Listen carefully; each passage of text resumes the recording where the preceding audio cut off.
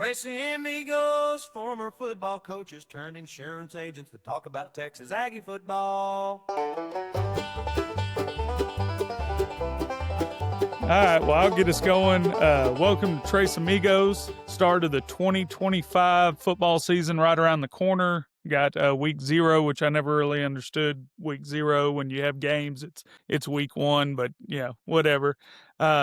We are blessed today to have the great Coach Aggie Sherrill with us. Join us today. We're going to kick around some stories, pick his brain on some things, and get started. I'll introduce myself. I'm Matt Fomer, Rollo insurance agent in Hallsville, Texas. Spent 10 years coaching high school football before my kids got really active and wasn't able to see much of their activities, and so this was an opportunity to get out and get some freedom as far as being able to see my kids play.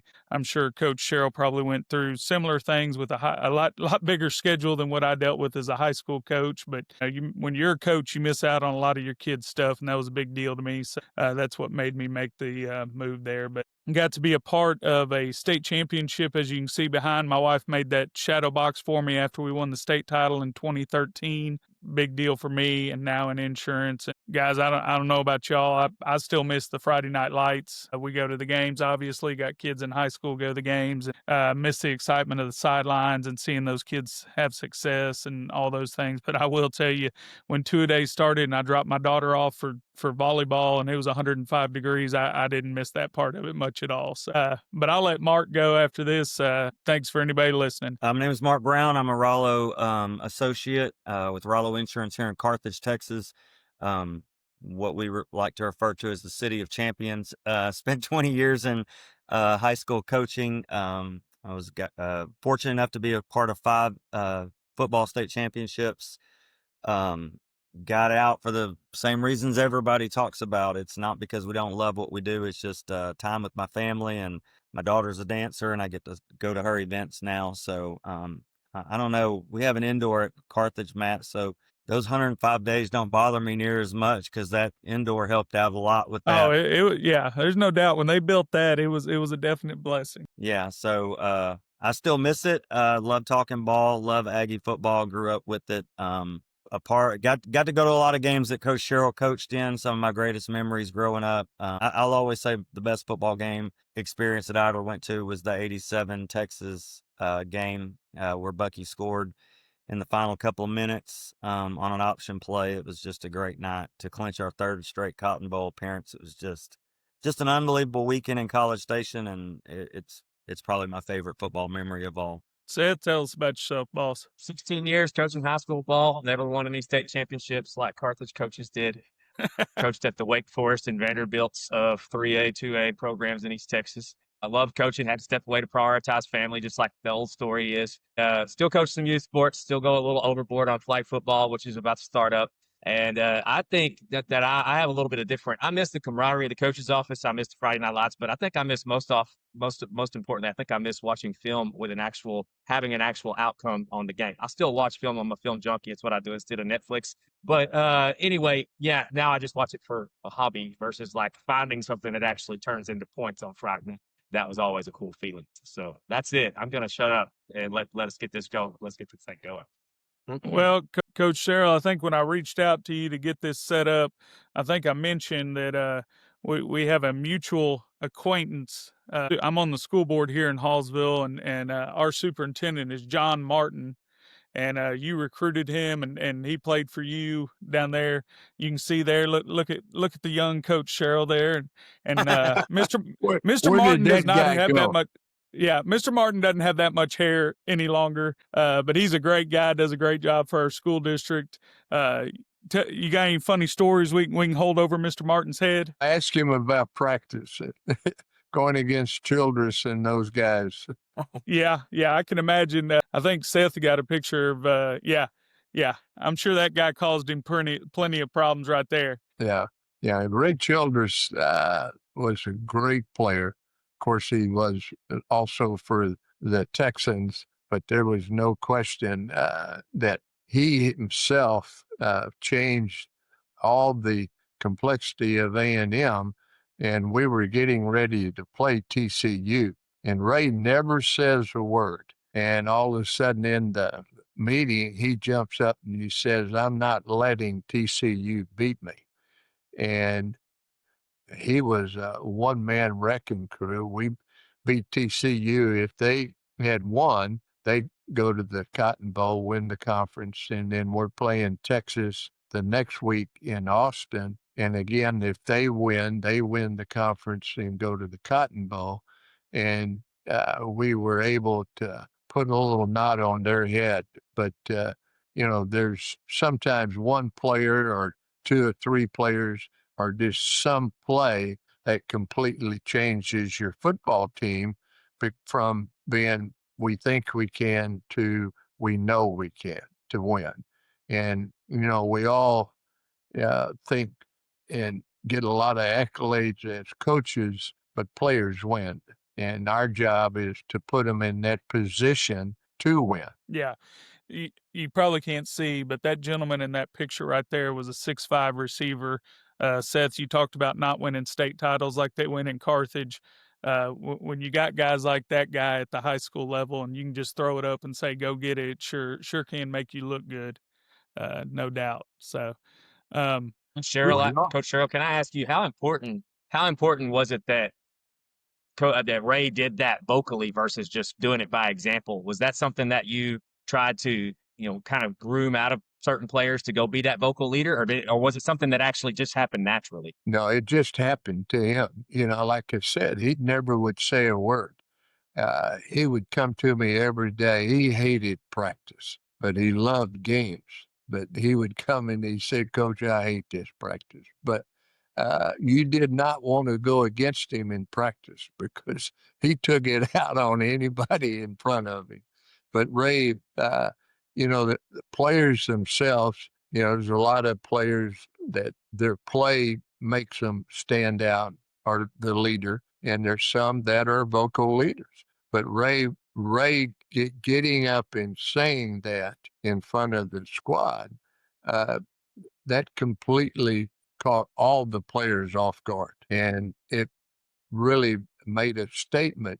But on Saturday, he was, and the players followed him, and there's no question that it kind of flipped that switch where, I think I can win, or we think we can win to we know we can win. yeah, that's it's always a good experience when you have that leader that not only sets the example by their actions but will speak up. And especially I think they all probably knew that wasn't something that a coach got him to do, or a coach, he just did it spontaneously. And that was probably a huge deal.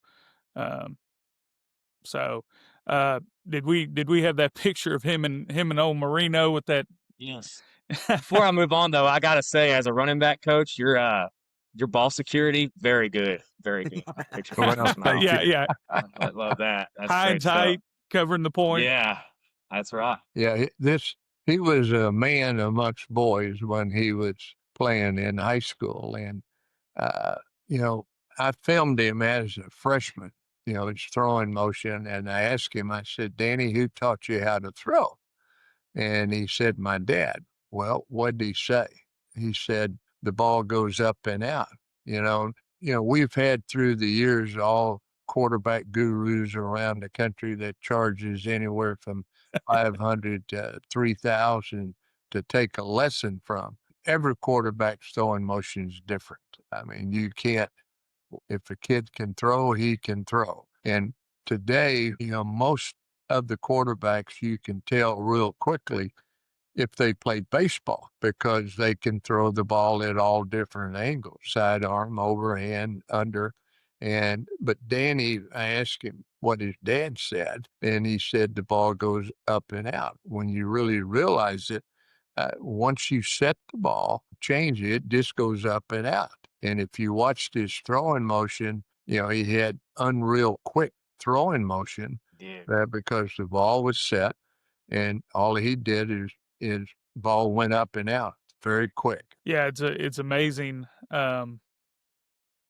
If you look at his career, it's amazing how great he was, and unfortunately, he was never ever able to win that Super Bowl. Went to the Super Bowl early in his NFL career, and then never made it back, which is just crazy because his numbers and what he was able to do on the field was unmatched. I mean, it's funny to me. We talk about the mobile quarterback and all that, and kind of how the game has changed, but his numbers throwing the ball are something that are just amazing. Not only for football all time, but especially in that time in the game because people were still relying on the heavy run game, and so it's nowadays guys are putting up crazy passing numbers, but you look at his compared to the other quarterbacks of his era, and it's crazy. Well, I was very fortunate. In college, I got to play with Joe Namath and Kenny Stabler.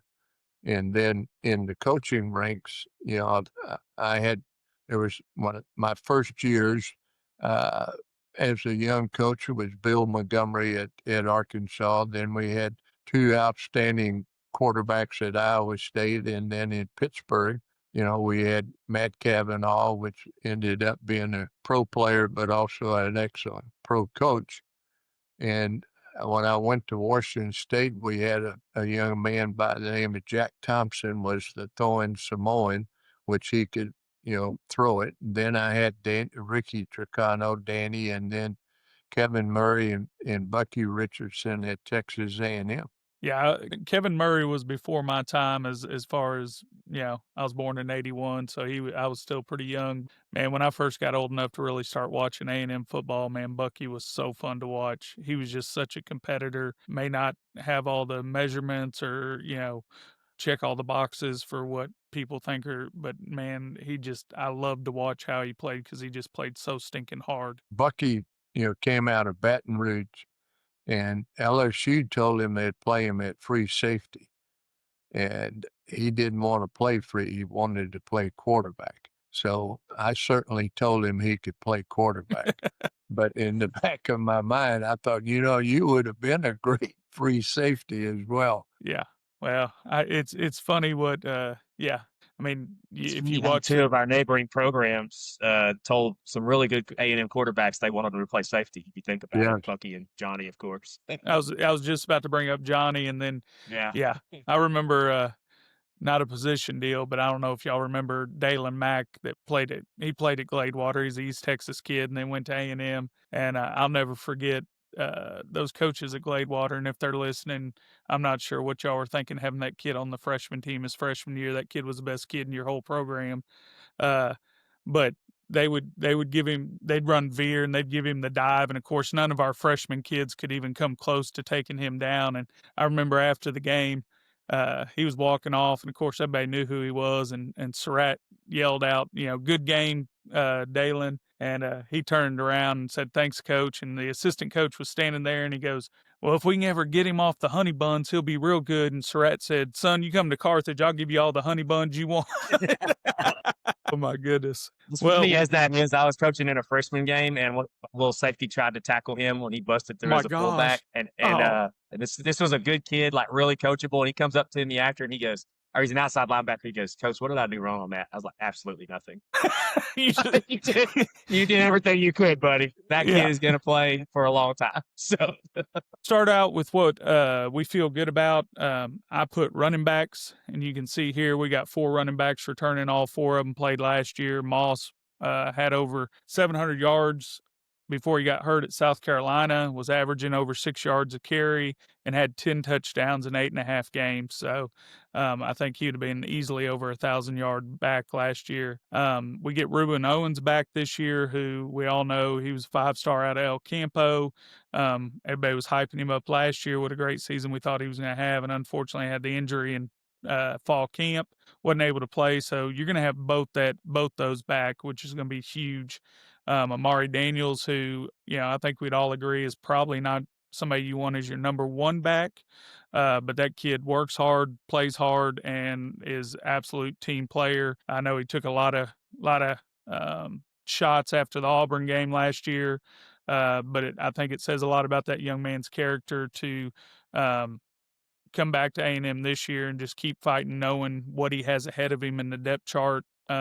He could have transferred to another school and probably been a starter somewhere else and decided to come back. And in the day of NIL and transfers, I think that's huge. And then EJ Smith, I'm excited to see what he can do this year.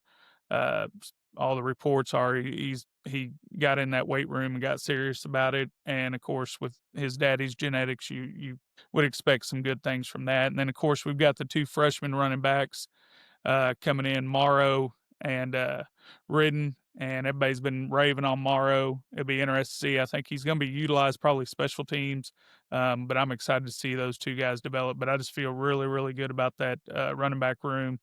That coach has done a heck of a job recruiting. And then the other thing I felt really good about was the O-line. You got 3 team captains. 2 of them are on your offensive line.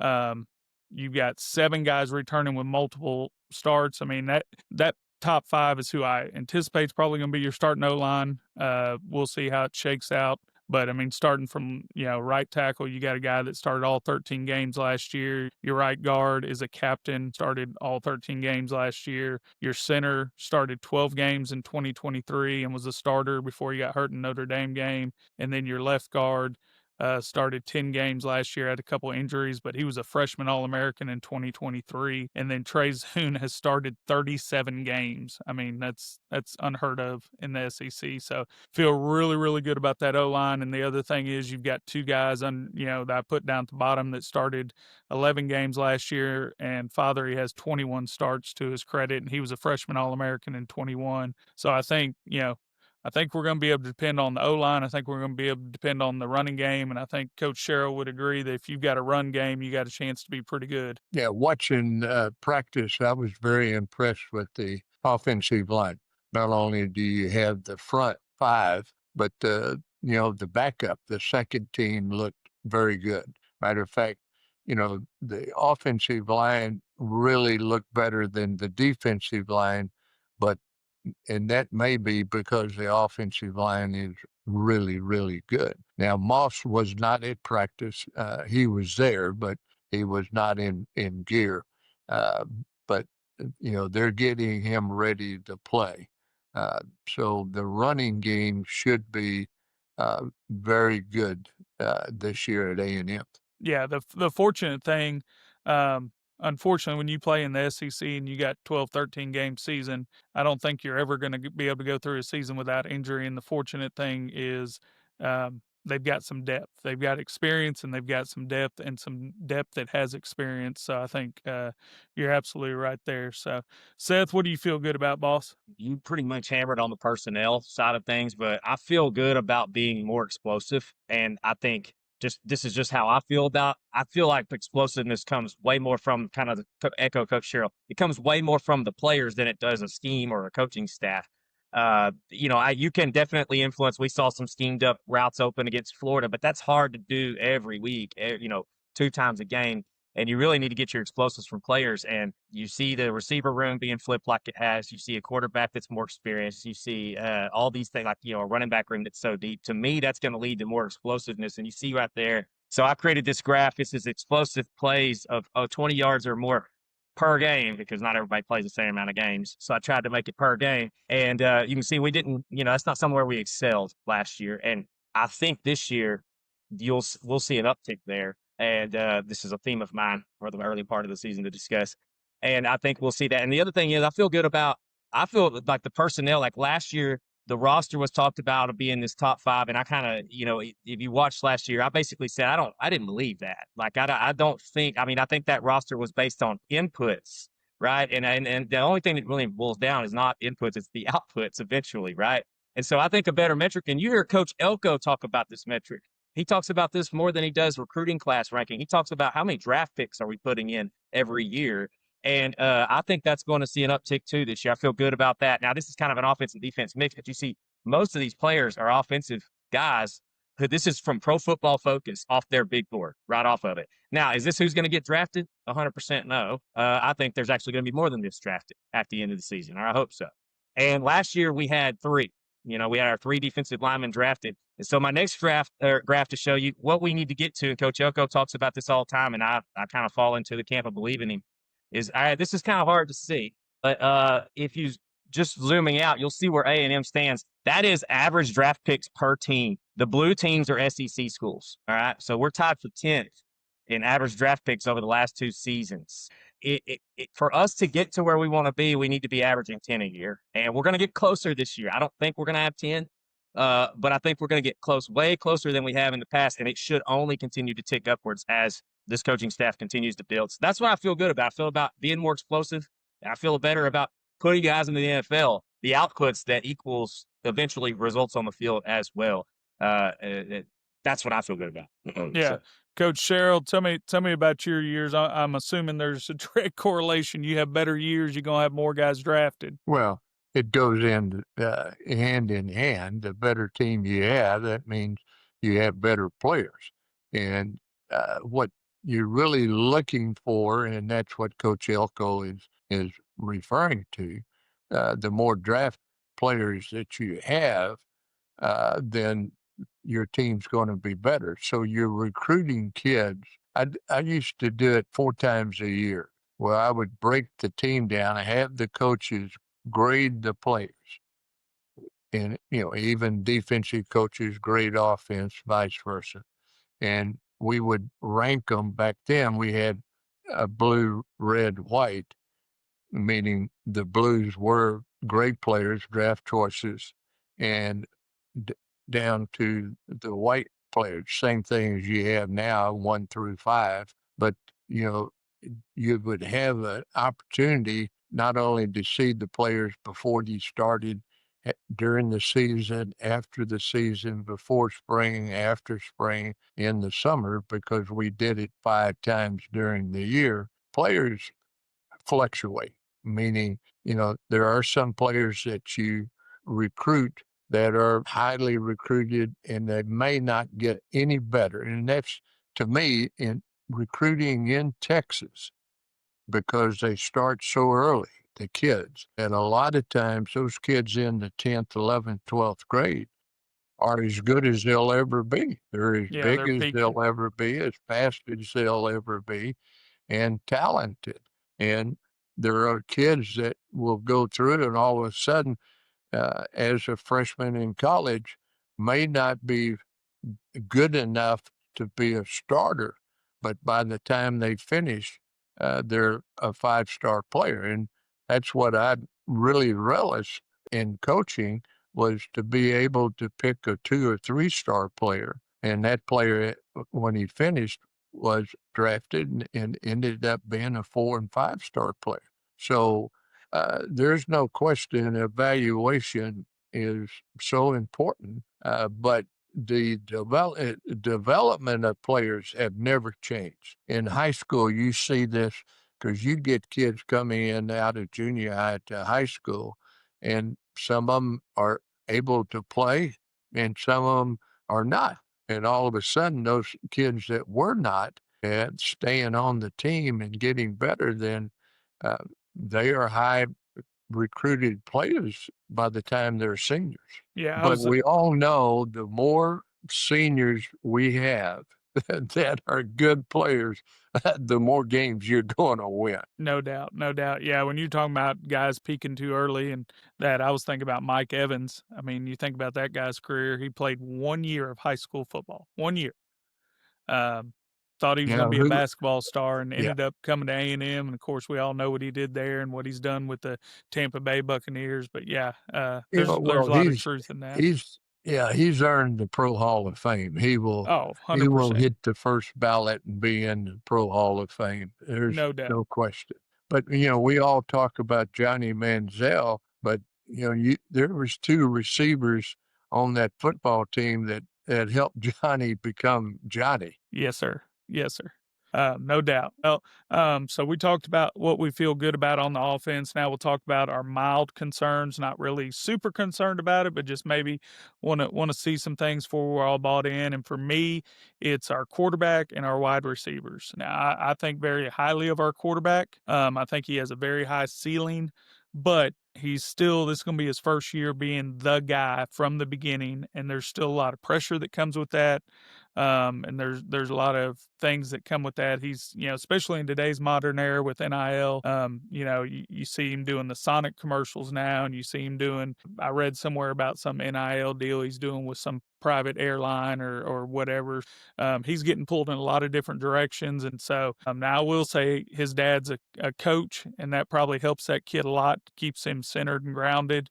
Having somebody that can be honest with you in that. So I'm sure his dad's a big advantage there. But I wanted to compare, if we're going to try to win it all, you want to look and see what the people winning it all are doing, right? So Will Howard was a quarterback for Ohio State last year. I wanted to compare his numbers to where Reed was. Reed only started half the games that Howard did. He started 8 games. Howard had 16. So Reed had a little less than 1,900 yards passing. If he'd had 16 games, he'd had 37-28. Rushing, he only had 8 games as opposed to Howard's 16. He had 547. He'd have had 1,100. So total yards, he would actually, if he'd had 16 games, had more than what Will Howard was. So I feel confident about what he can do, his production. Passing touchdowns, he had 15 in 8 games. He'd had 30, and rushing, he had 70, he'd had 14. See, total touchdowns, he'd had 44 as opposed to Will Howard's 42. So he's right there with them. And he had 6 INTs. I didn't double that, I should have, but he had 6 INTs in 8 games. Will Howard had 10, so he'd had 12. So he's right there in line. So I really think he has the tools, the ability to be that quarterback that can produce, we can lean on. It's just a matter of mild concern because he hasn't done it yet. And so, all of us have coached, all of us had that kid that we thought could do it. And sometimes we put him out there under the lights and he could do it, and sometimes he couldn't. So, putting him out there as a starter from day one, I have mild confidence that he can, but he still has to go out there and do it. My other concern is wide receiver. We did a lot of changes there with the new transfer portal. You can do these type of things. I'm sure Coach Sherrill, when you came to A&M and you had to start rebuilding, you didn't have the opportunity to go out and grab kids from other universities that had experience that, could walk right in and be a starter for you.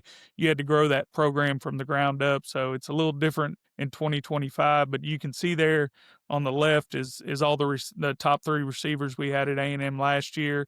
And then on the right side, who we expect to take those spots. I think we can all talk about Concepcion and kind of we're chomping at the bit to see that kid with the ball in his hands, whether we hand it to him, throw it to him, whatever.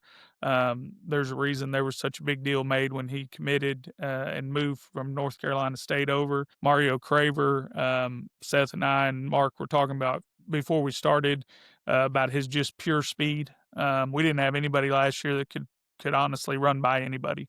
If they got open, they were running at least one move, if not a double move, to get open. And I think Craver's going to add that. And then, Coach Sherrill, we're kind of partial to that Terry Bussey young man because he's from East Texas, but we expect big things for that kid. I know last year he was, you're a freshman, you played at a 2A school, small town, Texas, and there they had him doing everything. And, he went straight receiver when he got to A&M. And but everything we've heard about the kid, not only on the field but off the field, is what a great kid he is. So I expect big things from that guy. What have you seen from the quarterbacks and receivers to give you hope or concern, or what are you thinking there? Well, we know what the quarterback, that he can run. He's a better runner than he is a pure thrower. But when you put the combination together, it gives you a little more ability to control the game because you can make a bad play from a sack into a 20-yard run. So I think there's no question that our quarterback will be much better. He's been there for a year, and watching him in practice, he performed very well. What I didn't see in practice was a Evans or somebody that really dominated as a receiver. Now, but that can be offset by being able to have a group of receivers that can make some things happen. And I think that's what you have. Do we have an Evans on the football team? I don't think so right now. Well, hopefully, like you said, we may not have an Evans, but hopefully we got a group that can get it done. And, Yeah. and like we talked about earlier, I really think that, and you know this, if you can set the tone with that run game, all of a sudden that safety's got his eyes looking in the wrong spot, and that linebacker's got his eyes looking in the wrong spot, and all of a sudden somebody's flying open. Seth, what do you see? Just thinking back toward last year, we saw, watching film, some passing game issues, some things not timing up, some spacing issues on some of our downfield things that we were trying to do, just a little lack of polish on some of that stuff. And really, if you think about it, the offense, I've thought about this all offseason. I mean, the offensive staff, you got Colin Klein, he's 35 years old. Coach Holloman Wiggins is 41. Those guys are young by my standards. Anyway, they didn't have kind of that person to ask questions to, the person who's been coaching from whenever they were playing, and now they've got them with Coach. They hired assistant wide receivers coach John Perry. He has his resume is insane. Coached in the NFL, coached DeAndre Hopkins, coached wide receivers and tight ends. He's coordinated offenses, and I love that.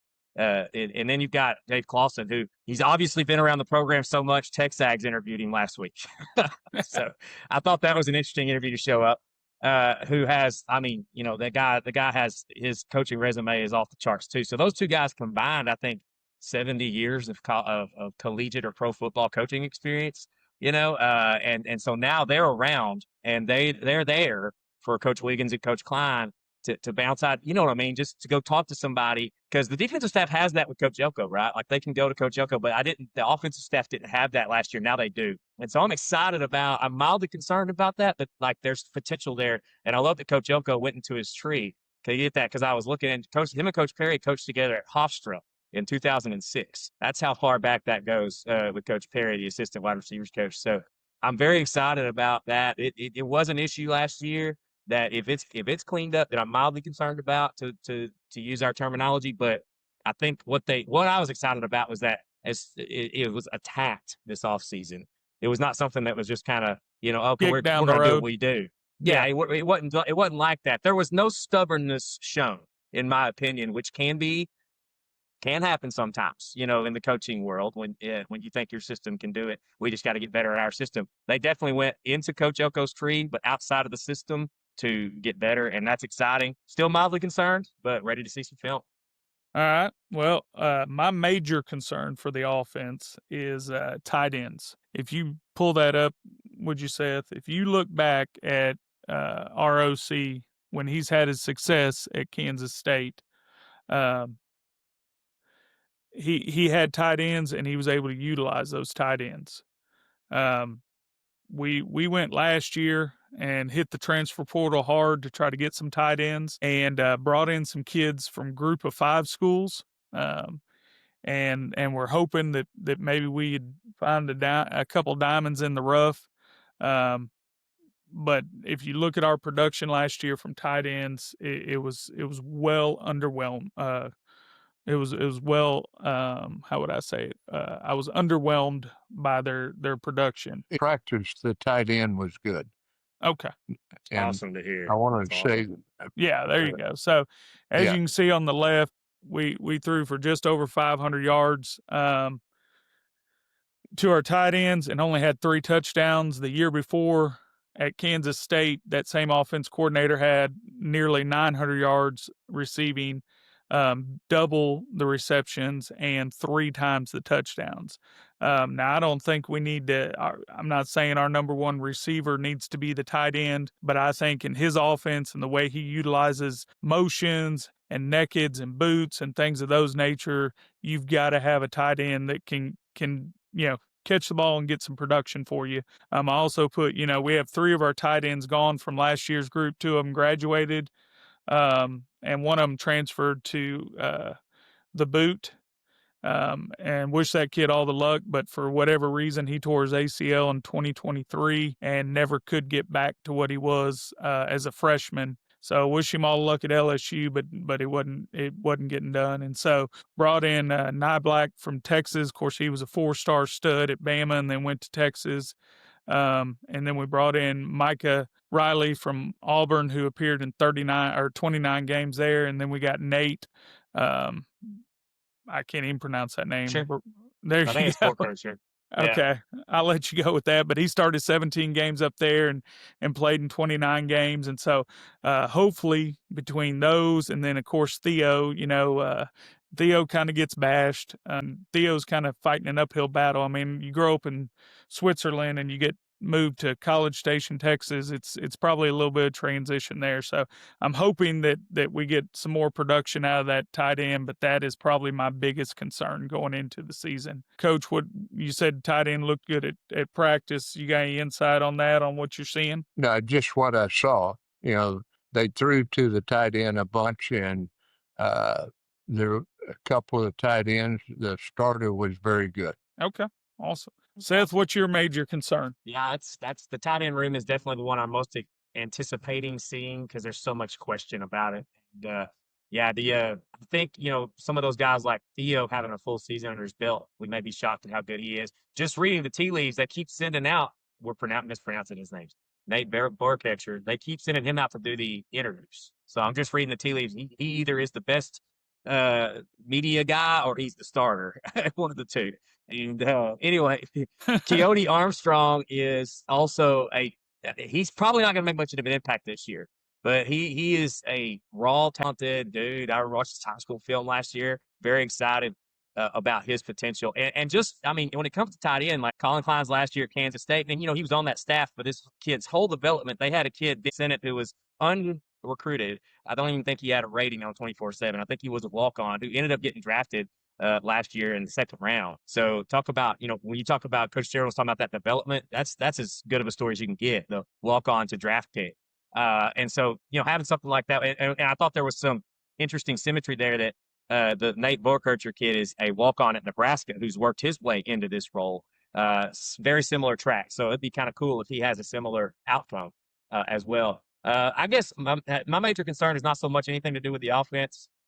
This is where I'll air my grievance on. My major concern is the Notre Dame game, simply because the risk is not worth the reward. My opinion, people can call me weak or wuss. I don't care. The risk is not worth the reward of playing that game. It's on the schedule. We got to do it. Can't take it off. I understand all that, but that's my biggest concern because I really think that Notre Dame game last year set some things in motion that lasted all season. Well, we know it loud with losing our center, but then there was dings and bruises and nursing injuries. Scooby played the rest of the season hurt from it. So I definitely, and that's only the ones we know about. Yeah, and I'm with you. I can agree with that. I will say at least this year we have 2 games prior to that Notre Dame game, so it sets us up a little bit better.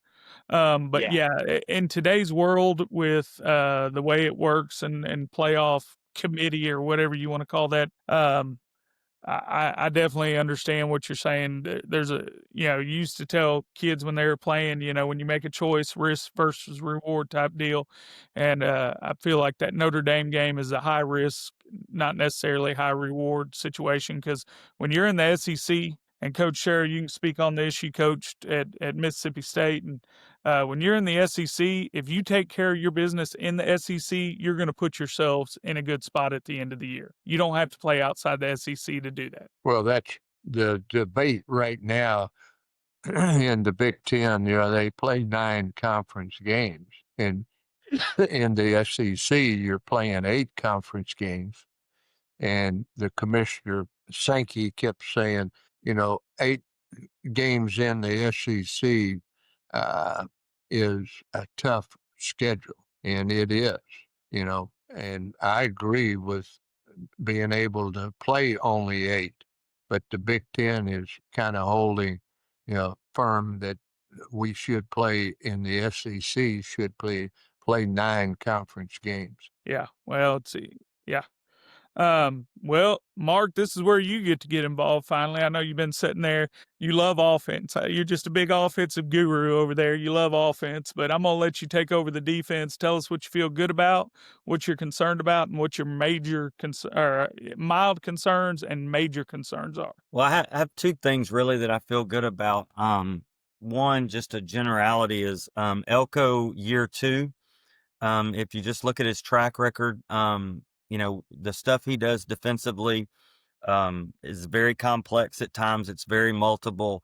He brings guys from a lot of different places, and learning how to fit those blitzes up and be sound in those. We got exposed a little bit last year in some places where we brought guys and we just kind of ended up in a bad situation where we just didn't fit those blitzes up well.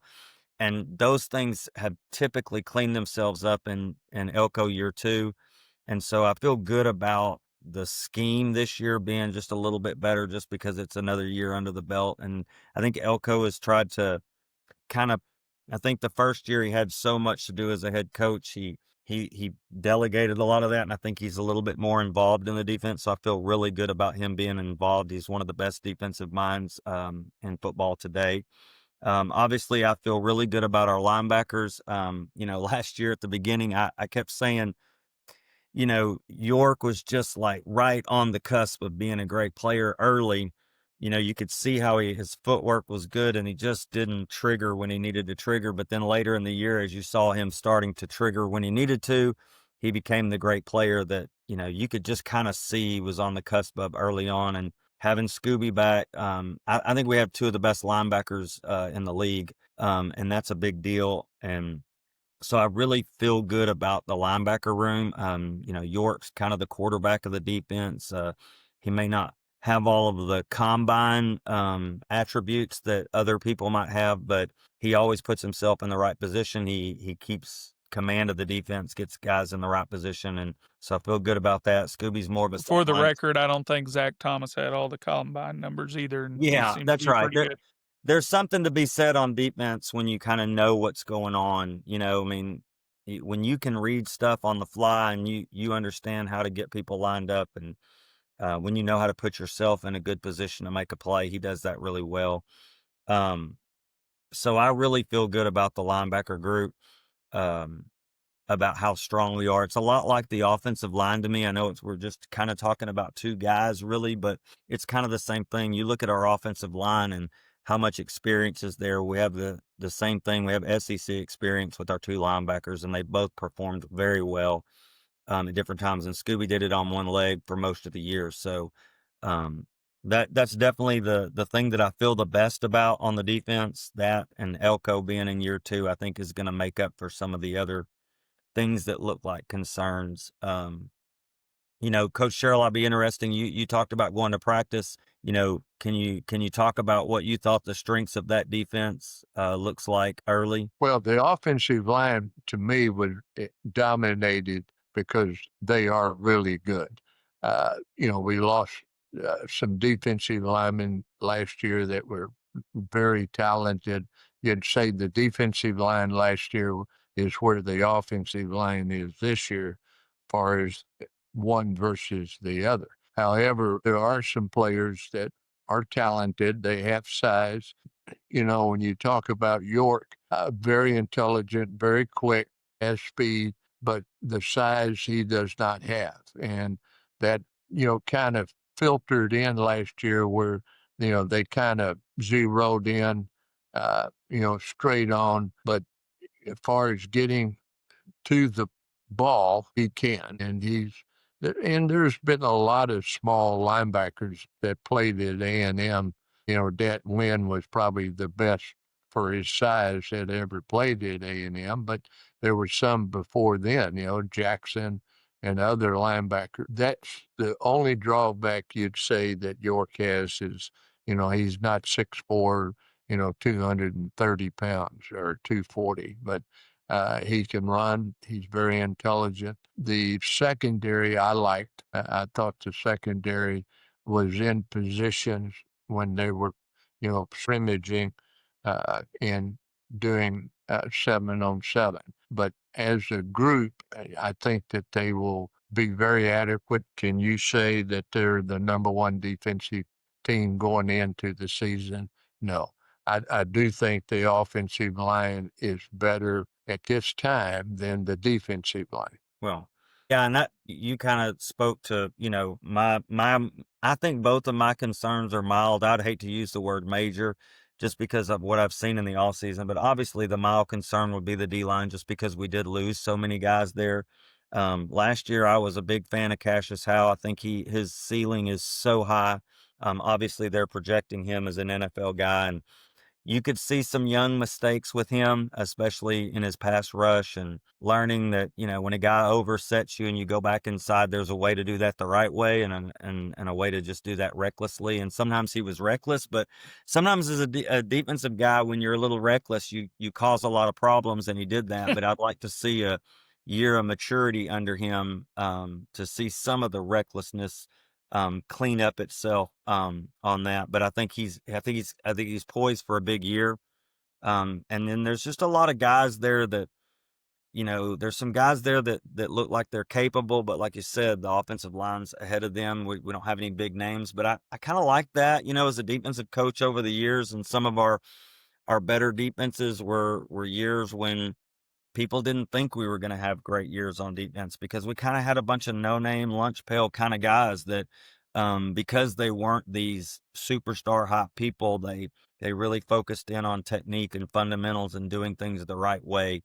And I can see this group kind of maybe doing that, being a group that's just very sound and in the right place and doing the right things. And so that is a concern, obviously, with the defensive line, but I kind of have high hopes for them. Obviously, they get to go up against a great offensive line every day in practice. That's only going to help them, and it's only going to help the coaches get them to where they need to be. Hopefully, they're going up against the best O-line in the SEC. That's got to help. And then the secondary, last year it was feast or famine with our secondary. We had big picks or we had big bust. And so I'd like to see a little bit of that cleaned up. But we got the guys, again, if you go back and look at our podcast last year, my guy was Will Lee. I think I predicted him to be the player of the game in almost every game, because he You reminds were a me, fan. he reminds me, Coach Sherrill, of Kevin Smith a little bit. Just his speed, his knack, his willingness to want to be the guy that gets the one-on-one coverage. And, Kevin Smith was probably one of my favorite all-time players. And he wears the 26 the same way, so he just has some of those same things. But I'd like to see the secondary work as a group better, especially the nickel coverage last year kind of hurt us at times, and we had some great play at times from that. So, but I'd like to see a little bit of that cleaned up. So those are concerns, but I really think this group I think as the season goes, this group is going to get better. And that's what I'd like to see from them I'd like to see them, kind of as a unit, kind of that no-name group that maybe that overperforms what everybody's expecting. Seth, I know you're chomping at the bit. He's an offensive guy, but he sneaks in on the defense every now and then. But go ahead, Seth. I'll do control defense. Anyway, the explosive plays. The defense reminded me last year of the golfer who shoots a middle of the road score, but does it with like an eagle, 3 birdies, and then like 4 triple bogeys. Where it's like, you remember the pick 6 in the red zone versus Texas. Like there were some big plays that the defense made, but the explosive play was a problem. I remember some big explosive plays that happened at very inopportune times, in the game. And to me, if you're going to be great we know Coach, like you mentioned about Coach Oko's system, like it's designed to just be creating nightmares for the offense, but it's not very simple. And whenever that, you can't be very, very simple and make things hard on the offense. It's hard. It's impossible to do that. So I think we see this take a huge leap this year. Talent level up or down, I don't even care about any of that. Just year 2. He did it at Duke too. They went from almost, I think it was dead last in the ACC to number 1 in year 2. Now, if we can do that, we're playing in the playoffs. If we go from this to number 1, I will call that now. We will be in the playoffs. I would take from this up to just the top quarter or close to it. But the explosive play on both sides of the ball. If we can, fix those things, increase them on offense, decrease them on defense. Not hard math here. We're gonna be cooking. So yeah. Well, I agree with you. So, Coach Sherrill, this time we're going to pick our offensive MVP, our offensive breakout player, and then defensive MVP and defensive breakout player. So, for me personally, my offensive MVP, if you've listened, I'm a big Moss fan, so that's going to be my MVP. I hope that Owens comes in and has a great season, and that way we don't have to lean on Moss as much. but he's still my MVP with what he showed last year and what I think he can do this year. Seth, what do you got for MVP? Yeah. Marcel Reed, if things go like we hope they do on offense, he's going to clearly, I think he'll be he's going to be the guy. But I think the O-line unit, to echo what Coach Sherrill's talked about, and that's maybe a cop-out. It's just hard to pick one offensive lineman because of how that's you 1 out of 5, and you're still can be very bad as a unit. I think the offensive line unit is the MVP of the team. It's who I will predict if we can, if we end up having a really good year and we end up doing some, improving upon last year, that unit is going to do what they're advertised to be doing. Yeah. So. Coach Sherrill, who would you pick as your offense MVP going into the season? Well, I certainly think that offensive line is the key to winning. And I'm talking about being able to get in the 9-10 games category. And so I would pick the offensive line unit because they're going to protect quarterback. They're going to open the holes. But, I would say the offensive line right now is if you picked one group, that's the best on the football team. Yeah. So my offensive player, our breakout player, is Mr. Nyblack, the tight end. I discussed earlier how important I think tight end is to this offense, and I think that guy is a matchup nightmare in the pass game. I think he'll be the closest we've had since we had Sternberger back in the day as far as a threat in the pass game. And my hope is that he stays healthy and can do that. Seth, what do you got for breakout player? Breakout player is going to be the one we hammered on last year, but after a full year of getting yanked around, changing positions, Kendall Bussey, he's had or did I say Kendall Bussey? What's his first name again? It's Terry Bussey, right? Terry Bussey, Why did I say Kendall? I think I coached a kid named Kendall Bussey one time. A name soup in my head. I can only imagine the names in your head, Coach Sherrill, that you could probably mix up with the amount of players and rosters you've handled. Anyway, I think Bussey's going to have a big year. If you remember, he switched from defense to offense in the middle of camp. And the most important 2 weeks of any season as far as development goes, maybe the first 2, because that's when all the install happens. That's when all the fundamentals are drilled. And then once you get into the week, it becomes more of a week-to-week thing. And so him missing out on that first couple of weeks last year and then being flipped over to offense and then trying to be using him as a Swiss Army knife, I could see him having a full offseason, full spring, all that, and it make a huge leap in development. And all of a sudden, the guy that, we're not hearing his name much either. And I love picking guys who had a lot of hype under certain circumstances, and then you come into the year after a year of grinding and stuff, and I could see him really turning some heads, making some huge plays for us. So. Coach Sherrill, who you got as your breakout? Maybe somebody that's not being talked about you think is going to be a big contributor. The one that impressed me offensively, Coach Moss was not out, was the tight end. I was impressed his ability to run, to catch. I didn't get to see him block that much because I didn't zero in on him. But as far as, running routes, catching the football, I liked him. Coach Sherrill, you're getting me excited. We didn't have a tight end last year. You're getting me excited. Mark, what you got on defensive MVP? I think I know where you're going, but I'm gonna let you. It's hard, there's 3 names that I just don't know who to say. My 3, Cassius Howe, York, and Will Lee, they all have the potential to be that. But I'm gonna go crazy here, and I'm gonna say that Scooby comes back and is on a different level than everybody else. So I'm gonna go with Scooby because I saw late in the year, even on one leg, he started to make some crazy plays. And just some things that are, when you watch on film, York he's a technician. You see the offensive line reads and the triangle reads, and he's perfect. And Scooby does some things, and you're like, how did he get there? And so I'm gonna pick him as my guy, as a guy I see as an MVP. Obviously, Cassius, Will, York, all those guys have the potential to be that. And I would say, Albert Regis he may not get the MVP stuff, but his ability to shore up the run in there. Absolutely. So for years, that dude's a team player. You always, on that D line, you always got to have one guy that's willing to take on that double team and not be selfish and not and Regis just that guy's always a team first guy. I'll say it. We ran. We based out of the Tampa 2 at Carthage for years, and one of the things that Monty Kiffin and those guys preached was, if you're gonna run that system, you had to have a 3 technique that could.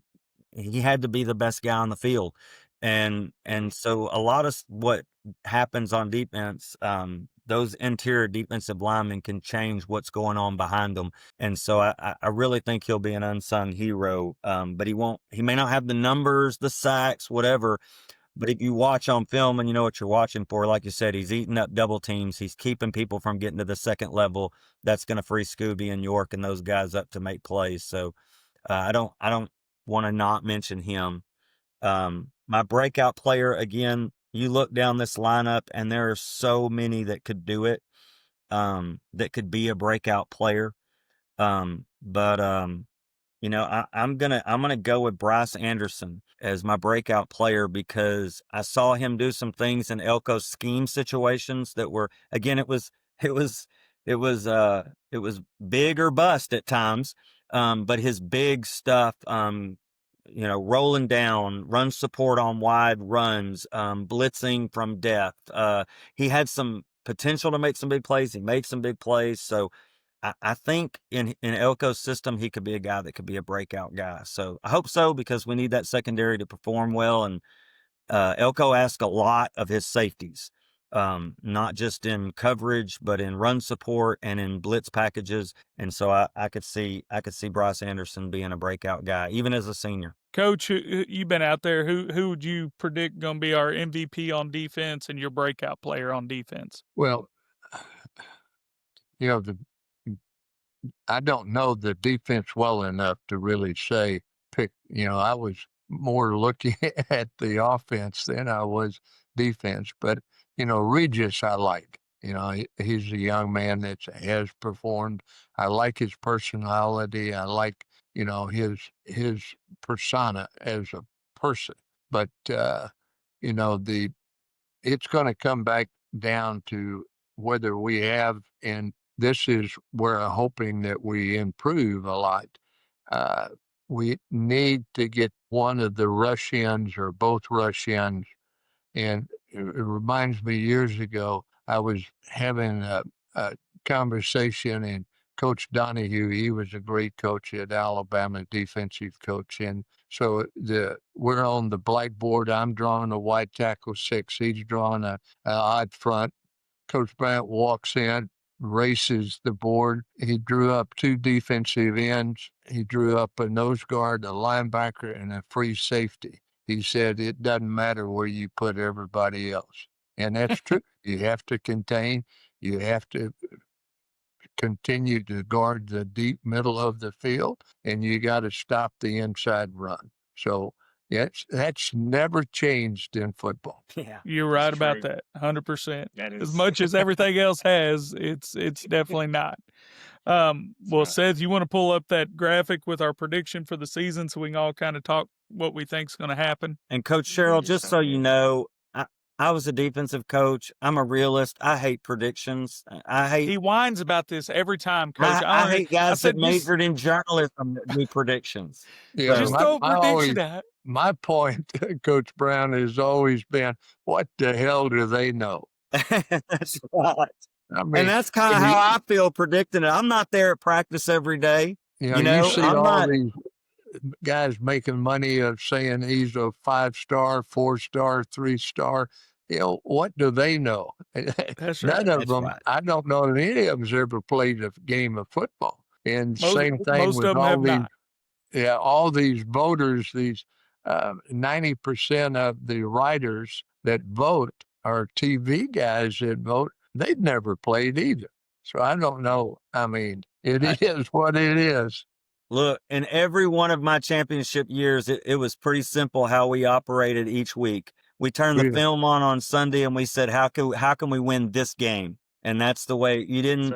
And you tried to do it week in and week out. And every week it didn't matter what your record was. Last week, you tried to win this game. And so it's hard to predict a whole freaking season. Yes. Yes. Well, And yeah. So mine's on the far left, so I got us going 9-3 on the year. I 2%. think I think we have a chance to win on the road. We've got 3 tough road games. I think we have a chance to win 1 or 2 of those, but unfortunately, until we do it, it's kind of like our quarterback. I believe he can do it. I have a lot of confidence in him, but until he actually goes out there and does it, I can't say for sure. And so I've got us going 9-3. Could I see us winning at Notre Dame? Absolutely. Could I see us winning in Baton Rouge? That would be so awesome oh my goodness. And could I see us beating those guys in Austin? Absolutely. But until we do it, those are the 3 losses I have. I have us winning the rest of them. We do have a tough stretch there where we go 2 Arkansas, 2 LSU, and 2 Missouri. So that's going to be a tough stretch. 3 road games in a row, but that's what I've got us going. Mark, what you got? Well, again, it's hard for me not to be optimistic because I don't believe in any other thing, Matt, than to be the most optimistic guy in the room. That's who I am. They laugh, Coach Sherrill, because that's not normally me. I'm a defensive guy. He can be a negative Nancy sometimes, Coach. He can be a negative Nancy. But that is the biggest lie I've ever told you've ever told on this podcast. But when I look at it honestly, I think our offense is going to be better. I think our defense overall with big plays will be better. Notre Dame's got a question mark at quarterback. And we have 2 games before that to kind of get ready for them this year. So I put that as a win. Auburn, we've got a little revenge there, and I think we're a lot better football team. They have a question mark at quarterback as well. I got a question mark at coach right now. But Yeah, anyway, well, I'm not ever going to talk bad about a coach. Well, I will get to Missouri. Hang on, sorry. But I don't buy into the Florida hype until they prove it because they haven't seemed to do that. We kind of have Arkansas's number. LSU. If I have to pick a loss, and I hate to do that, and hate to be that negative person, but Baton Rouge, tough place. They have a quarterback that's coming back. Just because it's in Baton Rouge and they're a little more experienced at quarterback. That's the one hiccup I had. I've been to Columbia, Missouri, got hit with an orange one time. They ran the opening kickoff back against us, and I got hit with an orange. But it's not a hard place to play in my mind, and I think we're a lot better football team than they are. South Carolina's going to be tough, but we have them at home, and we played well against them at home. So I feel good about that. And then you will never, ever, ever, ever see me predict that last game as anything but a W. I've been in Austin when Coach Sherrill was coaching and watched us beat them cats over there. And it's kind of the way I look at it. And so I kind of had us with that record, putting us in an SEC championship game. I counted that as a loss, and then I had us winning a home playoff game, and then kind of falling out from there. If I had to make a prediction, I didn't major in journalism, but that's what I came up with. But again, well, it'll be an each thing. I just love your positive outlook, Mark. I love the positive outlook. It's what I do. It's what you do. Yeah. Me and Seth got some text messages we can share. No, boy. Seth, what you got, boss? Well, I'm gonna break. I got 9-3. You can see what I predicted there. I picked a random loss at Missouri because I think if you think about last year, we lost to two rosters that were clearly better than ours, and then we had 2 questionable losses, like where it was a coin flip situation. The South Carolina game was a buzzsaw night game; they were off a bye, and then you have the other loss that was the Auburn game. Once again, a road game, tough. So I think if we're going to get to 9-3, just trying to be objective here, like you, I think there's too many question marks. I think Texas has too many question marks. I think Notre Dame has too many question marks, where I think those can be wins as well. So this is how I broke it down in my mind. And you know me with my charts and stuff. That's how we build to it right there. All right. So you got to win Mississippi State and Arkansas.